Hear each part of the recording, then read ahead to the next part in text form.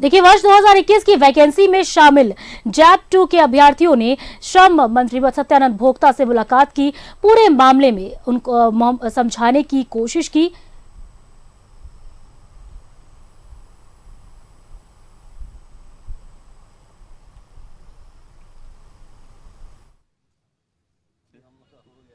झारखंड गठन के बाद से ही कई बार नियुक्ति को लेकर विवाद होता रहा है। फिलहाल नया मामला जैप 2 में 2011 की निकली हुई वैकेंसी को है। कई प्रक्रियाओं की जो परीक्षा थी उसमें से कई चरण हो गए और बाद में यह मामला अटक गया।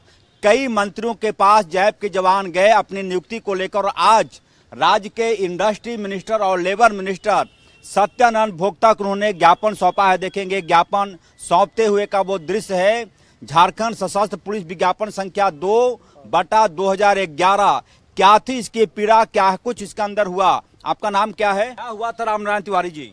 जैसे हुआ कि सर कि हम लोग का वैकेंसी 2002/2011 में निकला और हम लोगों का जो प्रक्रिया होता है 12 से चालू हो गया। 2012 में हम लोगों का दौड़ हुआ और लिखित परीक्षा 2013 में हुआ।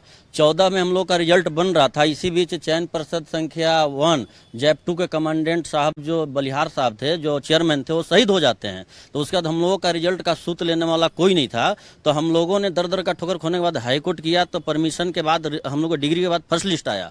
उसके बाद सेकेंड लिस्ट का हम लोग मांग किया तो वेटिंग लिस्ट जारी नहीं किया गया, इसलिए कि सरकार चेंज कर गई थी और अगरदास जी ने अपना तानाशाही दिखाते हुए हम लोग का रिजल्ट रुकवा दिया।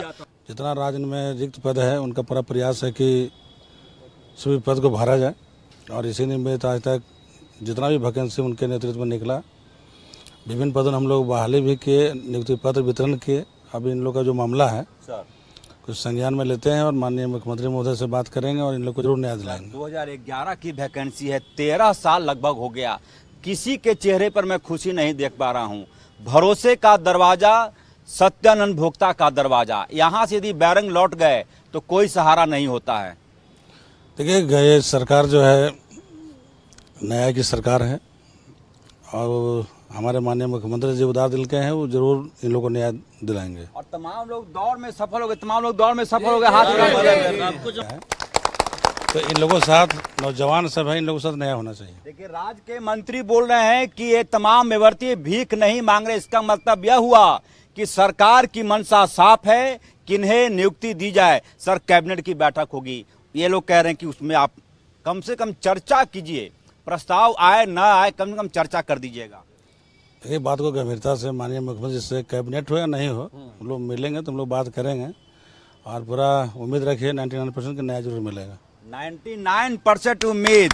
और उसके बाद तालियों का दौर। जैप 2 में वैकेंसी निकली थी 2011 में। लगभग 13 साल का वक्त हो गया। राज्य के लेबर और इंडस्ट्री मिनिस्टर सत्यानंद भोक्ता का कहना है कि इन्हें जल्द ही न्याय मिलेगा और 99% इनका काम मानिए कि हो गया, यानी कि 1% और हो जाएगा तो इन तमाम युवाओं के हाथ में ज्वाइनिंग लेटर होगा।